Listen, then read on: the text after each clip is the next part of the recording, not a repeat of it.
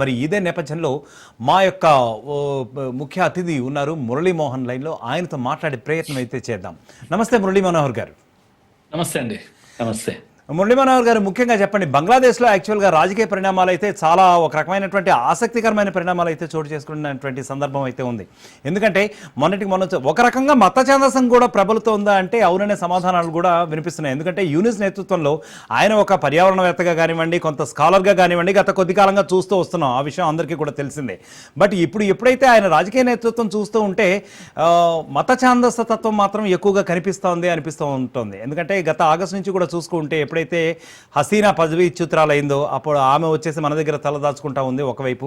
మరోవైపు చూసుకుంటే బంగ్లాదేశ్లో మాత్రం హిందువులపై అయితే ముఖ్యంగా దాడులు జరుగుతూనే ఉన్నాయి, అత్యాచారాలు కూడా జరుగుతూ ఉన్నాయి, హిందువులకు భద్రత అయితే లోపిస్తూ ఉంది. సో డెఫినెట్గా ఇది మత ఛాందసవాదమే కాదంటారా? ఎలా చూడాలి దీన్ని?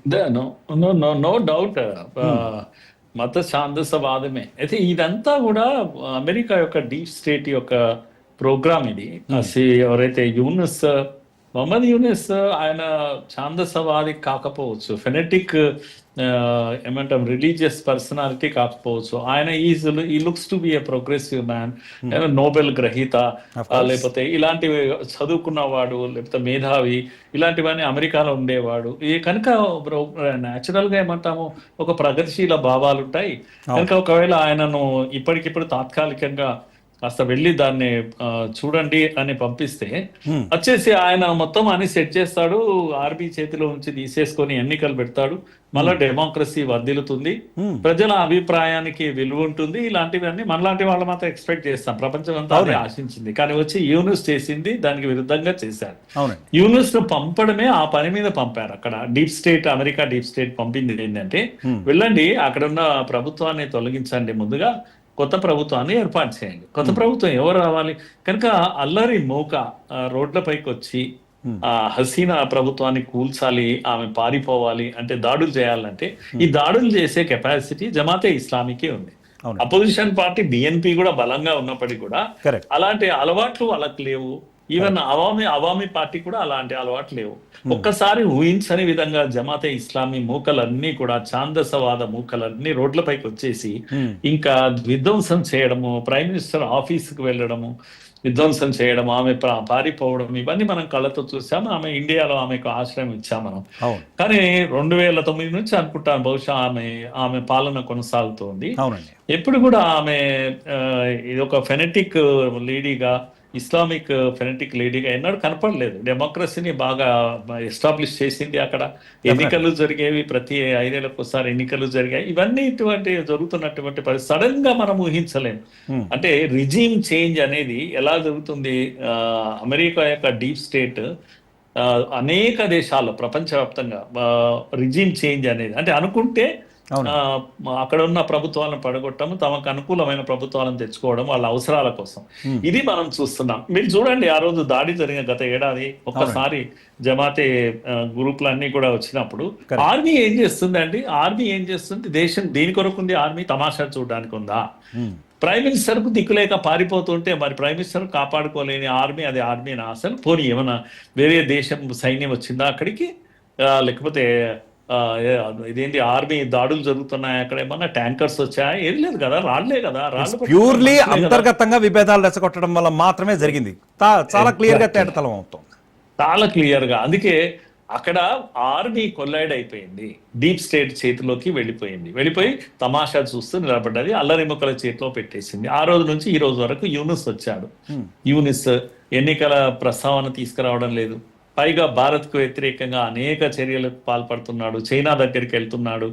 ఆ తర్వాత ఇక్కడ చికెన్ నెక్ ను అవసరమైతే ఈజీగా మనం కట్ చేయొచ్చు అని మాట్లాడుతున్నాడు. ఎంతో ఓపెన్ గా మాట్లాడుతున్నాడు. ఇండియాకు వ్యతిరేకంగా పనిచేసే శక్తులన్నీ కూడా యూనిస్ చేతిలో ఉన్నాయి, యూనిస్ వాళ్ళ చేతిలో ఉన్నాడు. అలాగే బంగ్లా వ్యతిరేకంగా కూడా, బంగ్లా హసీనా ప్రభుత్వం వ్యతిరేకంగా, ముఖ్యంగా బంగ్లాదేశ్ లో డెమోక్రసీకి వ్యతిరేకంగా యూనిస్ పనిచేస్తున్నాడు. యూనిస్ మన కళ్ళకు కనపడ్డంత డెమోక్రాట్ కాదు, కళ్ళకు కనపడుతున్న ప్రోగ్రెసివ్ వ్యక్తి కాదు అతను. ఆయన్నే అందరికన్నా ఎక్కువ ఫెనెటిక్ అనాలి మనము.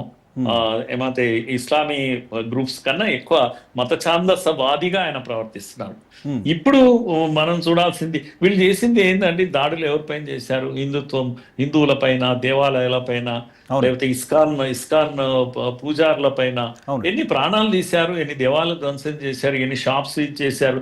చివరకు ఠాగూర్ లాంటి సత్యజిత్ రే వీళ్ళంతా అక్కడ వాళ్ళ వాళ్ళ ఇళ్ళు ఉన్నాయి, అక్కడ వాళ్ళ మ్యూజియంస్ ఉన్నాయి. ముజీబ్ రెహమాన్ యొక్క మ్యూజియం ఉంది. Exactly. ఇవన్నిటిని ధ్వంసం చేశారు. Exactly. మెమోరియల్స్ ఇవన్నీ కూడా ఎప్పుడు జీవిత కాలం పెట్టుకునే మెమోరియల్స్ అవన్నీ కూడా విధ్వంసం చేశారు. అవునండి. అంటే మామూలు మొన్నటికి మొన్న శక్తులు ఏప్రిల్లో కూడా భవేష్ చంద్రరాయని కూడా అతి క్రూరంగా చంపారు వాళ్ళు. క్రూరంగా అతి దారుణంగా చంపారు. చంపారు యాక్చువల్లీ. గడిచి 3 నెలలు కూడా కావట్లేదు, 4 నెలలు. ఎస్ ఎస్ సో అందుకే మరి ఈ ఎన్నికలు జరుగుతాయి ఇప్పట్లోనే అని అనుకోవడము అది ఉతి భ్రమే అవుతుంది. నేను అనుకుంటాను మళ్ళా అంటే రిజీమ్ చేంజ్ అక్కడ అమెరికాలో ప్రభుత్వం మారింది, ట్రంప్ వచ్చాడు. అప్పటి ప్రభుత్వం యొక్క ఆలోచన వేరు, ఇప్పటి ప్రభుత్వం యొక్క ఆలోచన వేరుంటుంది. కనుక ట్రంప్ ఇన్స్ట్రక్షన్స్ ఎలా ఉంటాయి మనం చెప్పలేము. ట్రంప్ యొక్క డైరెక్షన్స్ లో ఇప్పుడు మళ్ళా ఎన్నికలు జరగాలని అందరూ ఆశిస్తున్నారు. కానీ అక్కడ జరుగుతున్నది మాత్రం యూనిస్ ఇప్పటికి కూడా జమాతే ఇస్లాం. ఎందుకంటే వాళ్ళు రద్దయినటువంటి పార్టీ, అది నిషేధం ఉన్నటువంటి పార్టీ. సుప్రీంకోర్టు దాన్ని నిషేధం ఎత్తేస్తుంది. అవామీ లీగ్ పైన హసీనా పైన నిషేధం పెడుతుంది, హసీనా పైన నేరారోపణలు చేసింది.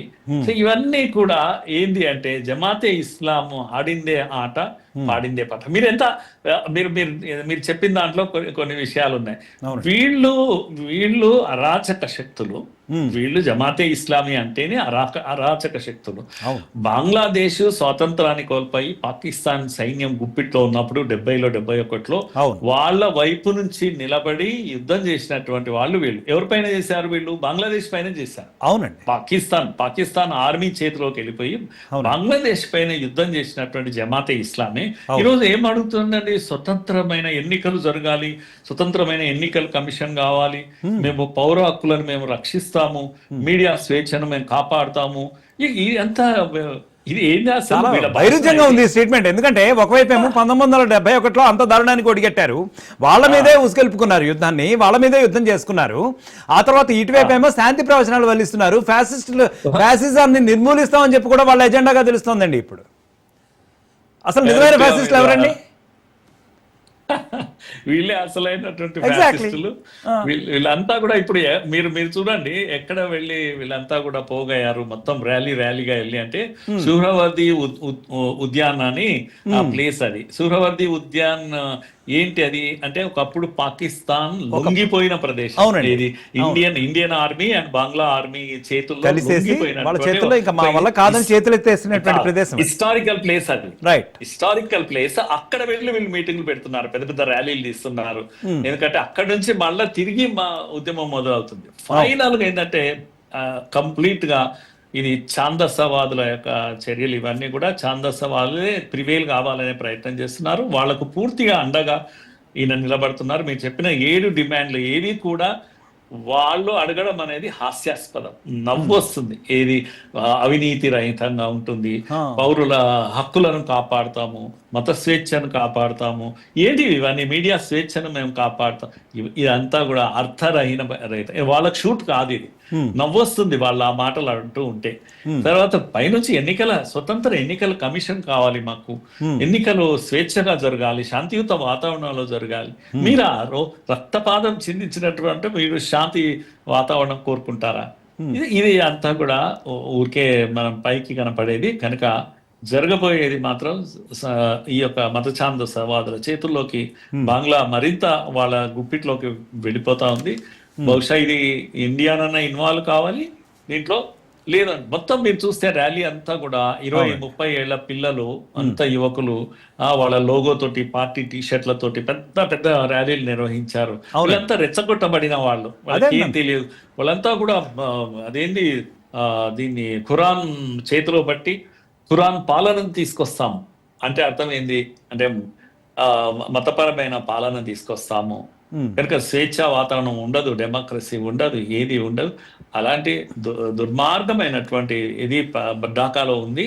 ఇది భారత్కు చాలా ఆందోళన కలిగించేటువంటి విషయం ఇది. ఎందుకంటే మనకు చాలా మంది మైనారిటీలైన హిందువులు అక్కడ ఉన్నారు, వాళ్ళని కాపాడుకోవడమే మన పని అవుతుంది. అవునండి. కనుక ఇంకా ఇంకా చూస్తూ ఉండడం అనేది సరి అయింది కాదు. ఇప్పటికే చాలా ప్రాణాలు పోయినాయి. హిందువులు కాబట్టే ప్రాణాలు పోతాయంటే అది మంచిది కాదు. మరి ఇంత పెద్ద ప్రభుత్వం, మోడీ ప్రభుత్వం ఇప్పుడైనా జోక్యం చేసుకోవాల్సిన పరిస్థితి వచ్చేసింది. ఒకవేళ వీళ్ళ చేతిలోకి వెళితే మాత్రం చూస్తూ ఊరుకుండే సమయం కాదు. అవసరమైతే డీప్ స్టేట్ దీంతో ఇన్వాల్వ్ కావాలి, అవసరమైతే అమెరికా ఇన్వాల్వ్ కావాలి, దీంట్లో కొత్త ప్రభుత్వం, ట్రంప్ ప్రభుత్వం ఇన్వాల్వ్ కావాలి. కనుక